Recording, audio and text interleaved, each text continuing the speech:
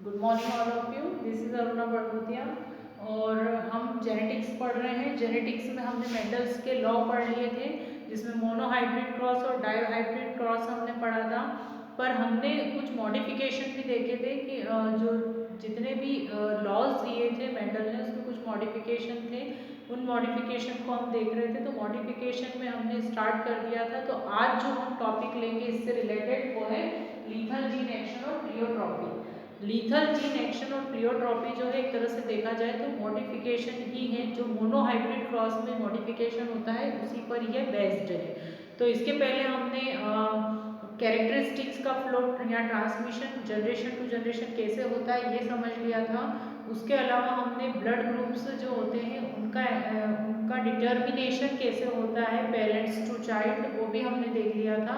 अब आज हम देखेंगे कि जो लीथल जीन्स होते हैं, लीथल जीन्स मतलब कि जो हार्मफुल जीन्स होते हैं उनका फ्लो कैसे होता है, या फिर प्लियोट्रॉपी हम देखेंगे। प्लियोट्रॉपी का मीनिंग ये होता है कि अगर कोई जीन्स जो होती है उसका इफेक्ट एक से ज़्यादा ऑर्गन्स पर होता है या एक से ज़्यादा कैरेक्टर्स के लिए अगर वो रिस्पॉन्सिबल होती है तो उसको हम प्लियोट्रॉपी बोलते हैं। इससे पहले हम फर्स्ट वाला स्टार्ट करेंगे जिसको हम बोल रहे हैं लीथल जीन एक्शन। तो लीथल जीन एक्शन का मीनिंग क्या होता है? लीथल जीन एक्शन का मीनिंग ये होता है कि अगर कोई जीन, एक्चुअली सभी की बॉडी में या फिर ऐसा कहें मोस्ट ऑफ एनिमल्स में लीथल जीन्स प्रेजेंट होते हैं। लीथल जीन्स का मतलब ये होता है कि जो आगे जाकर अपना इफेक्ट दे सकते हैं या बहुत ज़्यादा इसका नेगेटिव इफेक्ट पड़ सकता है, कोई डिसीज को ये कॉज कर सकते हैं या ऑर्गेनिज्म की डेथ तक हो सकती है। तो ये जो लीथल जीन्स होते हैं जनरली किस स्टेज में सबसे ज़्यादा एक्टिव होते हैं? ये होते हैं हेट्रोजाइगस कंडीशन में। होमोजाइगस कंडीशन में इतने ज़्यादा एक्टिव नहीं होते, पर जब बात हम करते हैं हेट्रोजाइगस कंडीशन की तो उस समय सबसे ज़्यादा अपना इफेक्ट शो करते हैं। मान लीजिए इसके लिए एक एक्सपेरिमेंट है, तो उस एक्सपेरिमेंट में जो साइंटिस्ट थे उन्होंने क्या किया, येलो रंग के चूहे लिए, मतलब कि रेड का यूज़ किया। तो ये जो येलो कलर के जो चूहे थे उन्होंने क्या किया था, ये साइंटिस्ट का नाम मैं आपको बता देती हूँ। इनका नाम था कुवेनाट। कुवेनाट ने 1905 में इसको स्टार्ट किया था। उन्होंने एक एक्सपेरिमेंट किया। उन्होंने ये एक्सपेरिमेंट किया कि दो अलग अलग कंडीशन के रैट लिए, जिसमें एक मेल और एक फीमेल थी। मेल जो था वो कैसा था, येलो रेड था, जिसमें कि जीन प्रेजेंट था वाई। कैपिटल वाई जो है एक लीथल जीन है। ये मैं आपको बता देती हूँ, जो कैपिटल वाई इसमें जो कैरेक्टरिस्टिक्स है वो लीथल जीन का है। लीथल मतलब कि जो हार्मफुल इफेक्ट दे सकता है। तो यहाँ पर जो हमने मेल और फीमेल रेट जो क्वेनॉट ने लिए थे वो कैसे थे, दोनों एक तरह से वेक्टर थे। वेक्टर या कैरियर थे। कैरियर का मतलब होता है इनमें वो जीन मौजूद है पर उन पर कोई इफेक्ट नहीं डालेगी। इफेक्ट किस पर डालेगी, जो उनके नेक्स्ट जनरेशन जो आएगी उस पर इसका इम्पैक्ट दिखेगा। तो जब हमने हेट्रोजाइगस कंडीशन ली है, हेट्रोजाइगस आपने देखा होगा, हेट्रोजाइगस का मतलब ये होता है कि मान लीजिए ए और बी ये दो जीन्स हैं, पर दोनों क्या है एक दूसरे से डिफरेंट है। जैसे ए और बी ये दोनों क्या एक दूसरे से डिफरेंट है एक जीन के एलाइल पर। जीन का एलाइल मतलब जीन का पेयर पर, और सभी जीन्स जो होते हैं वो पेयर में ही प्रेजेंट होते हैं। तो अगर जीन्स का जो पेयर होता है उसमें दोनों जो होते हैं अगर सिमिलर नहीं होते हैं, दोनों एंटीजेंस जो होते हैं वो सिमिलर अगर नहीं होते हैं तो उसको हम बोलते हैं हेट्रोजाइगस कंडीशन। और होमोजाइगस में क्या होगा, दोनों पर अगर ए मतलब कैपिटल ए इस तरह से अगर एंटीजन प्रेजेंट है तो उसको हम क्या बोलेंगे, होमोजाइगस कंडीशन। अब यहाँ पर जो कंडीशन है वो कैसी है, हेट्रोजाइगस, क्योंकि येलो रेड और येलो रेड ये मेल है, ये मेल है और ये है फीमेल। तो मेल और फीमेल जो है इन दोनों के बीच में हम क्रॉस करवाएंगे। तो क्रॉस में क्या है कि दोनों कैसे हैं, ये आपको याद रखना पड़ेगा कि हेटेरोजाइगस कंडीशन में ही है। और Y जो है यहाँ पर लीथल जीन है। अब हम इसका क्रॉस बनाते हैं। इधर हमने ले लिए मेल के गैमेट्स और इधर हमने ले लिए फीमेल के गैमेट्स। ले लिए मेल के गैमेट्स कौन से हैं, कैपिटल Y और स्मॉल y। ये ले लिया हमने कैपिटल Y और ये स्मॉल y। एक क्रॉस चार्ट की हेल्प से हम इसको समझेंगे। और इधर हमने फीमेल के गैमेट्स ले लिए, वो भी क्या है कैपिटल Y और स्मॉल y। ये दो गैमेट्स हो गए। अब इसका क्रॉस चार्ट बनाते हैं।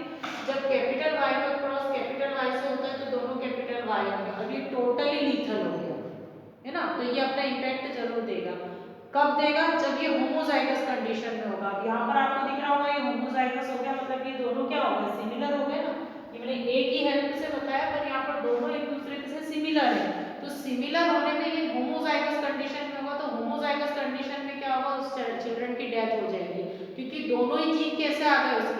मेल और फीमेल मतलब माँ और पिता से या पेरेंट्स, दोनों पेरेंट्स से उसके लीथल जीन्स अगर आ गए तो जो फर्स्ट चाइल्ड होगा उसकी क्या हो जाएगी, डेथ हो जाएगी।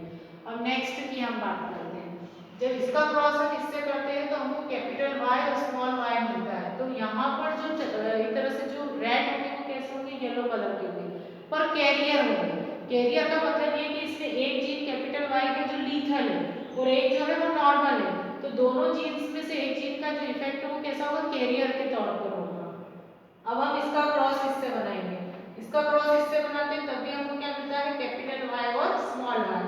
तो यहाँ पे भी क्या हो गया, एक लीथल जीन है और एक नॉर्मल जीन है, तो ये भी क्या होगा, कैरियर होगा, पर रंग कैसा होगा, येलो रंग होगा। नेक्स्ट जो होगा इसका क्रॉस इससे बनेगा तो स्मॉल वाई होगा जो ब्राउन कलर होगा। तो इसमें एक चीज है, हमने जो क्रॉस करवाया है वो येलो रंग के जो रेड है उनके बीच में करवाया है। अब येलो रंग के जो रेड होते हैं तो उसमें ब्राउन कलर जो होता है वो हाइड हो जाता है वाई जीन के कारण, जो येलो कलर के लिए रिस्पॉन्सिबल है ना।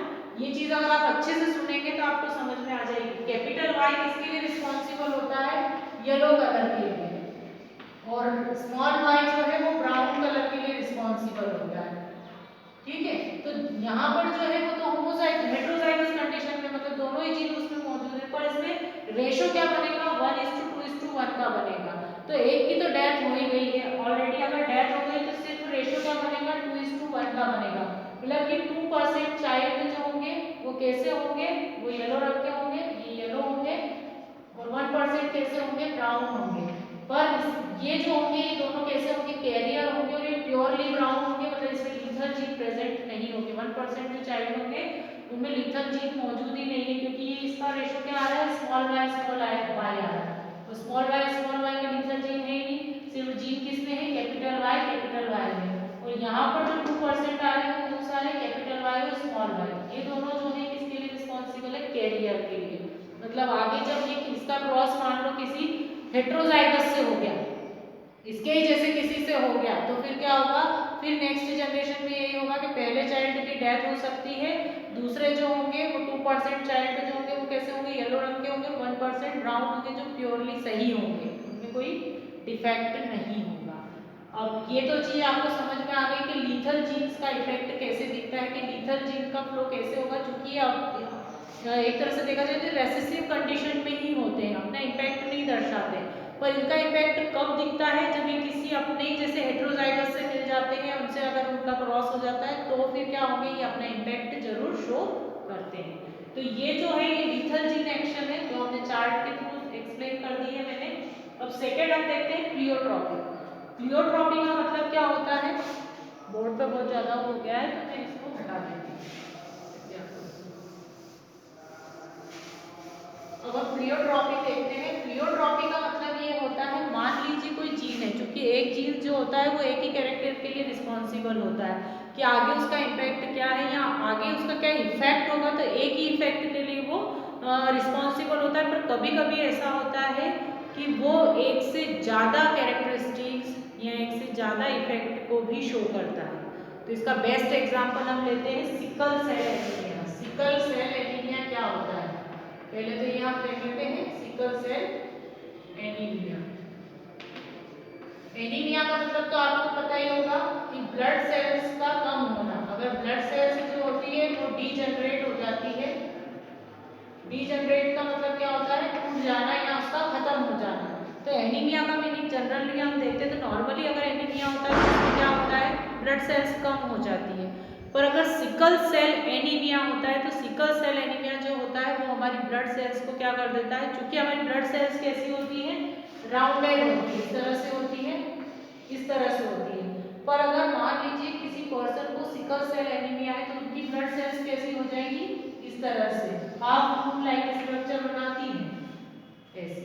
तो ये कैसी हो जाएंगे, हाफ मून लाइक स्ट्रक्चर हो जाती है। क्यों हो जाती है, इसका क्या रीजन होता है, तो इसके लिए भी पर्टिकुलर जीन्स ही रिस्पॉन्सिबल होते हैं। हमारी जो ब्लड सेल्स होती है, ब्लड सेल्स में क्या होते हैं, ब्लड सेल के अंदर जो न्यूक्लियस होते हैं तो उनमें भी पर्टिकुलर न्यूक्लियस में जीन्स मौजूद होती है। अगर मान लीजिए कि कोई पेरेंट्स है, उन पेरेंट्स में से दोनों ही अगर कैरियर है, मतलब दोनों में ही वो जीन्स प्रेजेंट है सिकल सेल वाले, तो जो चाइल्ड होंगे उसमें टोटली फ्लो हो जाएगा सिकल सेल एनीमिया। मतलब कि यहाँ पर जो हम पढ़ रहे हैं वो ब्लड के बारे में पढ़ रहे हैं कि ब्लड के थ्रू जैसे ब्लड ग्रुप का हमने पढ़ा था कि ब्लड ग्रुप जो होता है उनका फ्लो होता है, तो ऑब्वियसली ब्लड ग्रुप का फ्लो भी जीन्स के कारण हो रहा है, तो जो डिसीज होगी उसका भी फ्लो किसके थ्रू होगा, जीन्स के थ्रू होगा।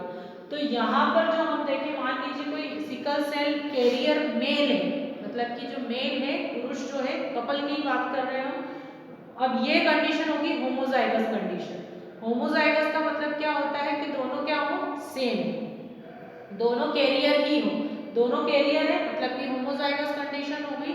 तो मेल जो होगा, मेल में जो हीमोग्लोबिन के लिए जो जीन्स होती है, जो जीन्स की हम बात कर रहे हैं यहाँ पर, तो हीमोग्लोबिन की बात करें ब्लड की, तो इसमें हम HB लिख रहे हैं, और A इसलिए लिख रहे हैं क्योंकि ये एंटीजन है, ठीक है। और HBS हम इसलिए लिख रहे हैं क्योंकि इसमें एक जो जीन है उस पर क्या मौजूद है, सिकल सेल जीन। ये कैसा जीन है, सिकल सेल जीन है। तो ये दो जीन्स प्रेजेंट होते हैं। आपको सभी को ये चीज तो पहले से ही पता है कि जितने भी जीन्स होते हैं वो पैकेज में होते हैं, युग्म में होते हैं, मतलब पेयर में प्रेजेंट होते हैं, जिनको हम एलील्स बोलते हैं। तो जिसमें एक जो होगा वो नॉर्मल कंडीशन में होता है, पर दूसरा जो होता है वो सिकल सेल कॉज्ड होता है। तो इसको हम बोलते हैं होमोजाइगस कंडीशन में कैरियर। कैरियर मतलब एक पर ही मौजूद है, अगर दोनों पर होता है तो टोटली सिकल सेल ही होता है, और अगर दोनों पर ही ए प्रेजेंट होता है तो फिर ये क्या होता, नॉर्मल होता। पर यहाँ पर क्या है, किसी एक जीन पर ये प्रेजेंट है, इसलिए हम इसको बोलते हैं कैरियर। तो मेल जो है, मेल भी इसमें क्या है, कैरियर है। आपको दिख रहा होगा HBA HBS, तो ये कैरियर है, मतलब एक जीन पर ये मौजूद है। दूसरा क्या है, सिकल सेल कैरियर। तो ये फीमेल जो होती है वो भी सिकल सेल कैरियर है, मतलब यहाँ पर भी जो है HBS ही प्रेजेंट होता है। अब अगर हम इसका क्रॉस बनाएं तो क्रॉस भी हम इस तरह से बना सकते हैं इसका, ऐसे। तो हम ले लेते हैं, ये हो गई, ये हो गया मेल और ये हो गई फीमेल। यहाँ पर हम क्रॉस चार्ट अगर बनाएंगे तो जैसे A और S का, यहाँ A ले लेते हैं इधर और इधर ले लेते हैं S, और यहाँ पर भी A और S, यही जीन्स बन रहे हैं इसके, आपको दिख रहे होंगे, ये A और S और ये A और ये S बना दिया हमने। अब पहले हम इसका क्रॉस कराते हैं, इसका क्रॉस इससे कराते हैं तो A हमको मिलता है, मतलब कि ये जो होंगे नॉर्मल होंगे, इसमें किसी प्रकार का कोई सिकल सेल एनीमिया नहीं होगा। A और ये इसका क्रॉस कराते तो A और S, मतलब कि ये कैसे होंगे, कैरियर होंगे, मतलब आगे जाकर ये फैला सकते हैं sickle cell anaemia, totally sickle cell anaemia इनमें नहीं दिखेगा। इसका और इसका क्रॉस कराते हैं तो भी हमको क्या मिलेगा, AS मिलेगा, मतलब कि ये भी क्या होगा, कैरियर होगा, क्योंकि एक पर सिकल सेल है। और अगर इसका इसका क्रॉस कराते हैं तो SS, मतलब टोटली क्या होगा, सिकल सेल एनीमिया होगा। तो ये पूरी तरीके से सिकल सेल से ग्रसित होगा ऐसा चाइल्ड, मतलब इसको टोटली सिकल सेल एनीमिया होगा। तो ऐसे चाइल्ड की अर्ली चाइल्डहुड में ही डेथ हो जाती है, वो ज़्यादा टाइम तक उसकी लाइफ नहीं होती, सर्वाइव भी नहीं कर पाता है, क्योंकि उसका जो ब्लड होता है वो खत्म होने लगता है धीरे धीरे, ठीक है। तो इस तरह से अगर हम देखें तो ऐसे जो चाइल्ड होते हैं, आप अगर इसको क्रॉस की हेल्प से पढ़ेंगे तो आपको जल्दी समझ में आएगा। तो जब क्रॉस आप बनाएंगे तो ईजी हो जाती है चीज़ें। तो अगर मान लीजिए मेल और फीमेल पेरेंट्स में से अगर दोनों ही कैरियर हैं तो वो क्या करते हैं, आगे जाकर इसका इम्पैक्ट दर्शाते हैं। पर हम यहाँ पर जो बात कर रहे हैं वो किसकी कर रहे हैं, प्लियोट्रॉपी की। प्लियोट्रॉपी का मतलब ये होता है कि अगर किसी पर्सन में कोई जीन जो है वो एक से ज़्यादा इम्पैक्ट देते हैं या एक से ज़्यादा चीज़ों को इफेक्ट करते हैं तो हम उसको बोलते हैं प्लियोट्रॉपी। कैसे, सिकल सेल एनीमिया की जो डिसीज होती है उसमें जनरली इम्पैक्ट पड़ता है ब्लड सेल्स पर। ब्लड सेल्स जो होती है वो कैसी हो जाती है, हाफ मून लाइक हो जाती है। पर सिर्फ इस जीन का इफेक्ट जो होता है वो ब्लड सेल पर ही नहीं होता है। ये जो होती है पर्टिकुलर पर्सन जिनको ये कॉज हो रहा है, उनकी एक तो उनके इम्यून सिस्टम पर हेल्प इफेक्ट डालेगी, उनके लंग्स पर, उनकी किडनी पर और हार्ट पर, इन सब पर भी क्या होता है, इसका इफेक्ट होता है। तो ये जो जीन है वो सिर्फ एक जगह इफेक्ट नहीं दे रहा है, वो बहुत सारे ऑर्गन्स पर भी इफेक्ट दे रहा है, अपना इफेक्ट शो कर रहा है। तो इसलिए हम इसको बोलते हैं प्लियोट्रॉपी।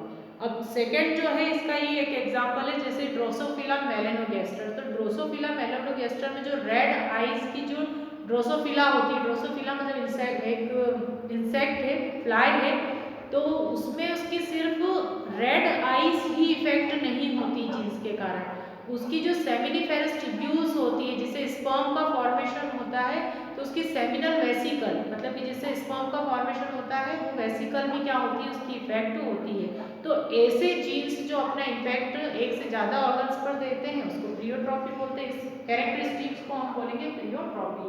तो दोनों ही मैंने अच्छे से एक्सप्लेन कर दिया है आपको कि एक तो पहला तो ये कि जो लीथल जीन्स का क्या इफेक्ट होता है और दूसरा प्लियोट्रॉपी क्या होती है। अगर ये इंडिविजुअली में अगर ये टॉपिक आते हैं तो आप इसको चार्ट की हेल्प से एक्सप्लेन कर सकते हैं।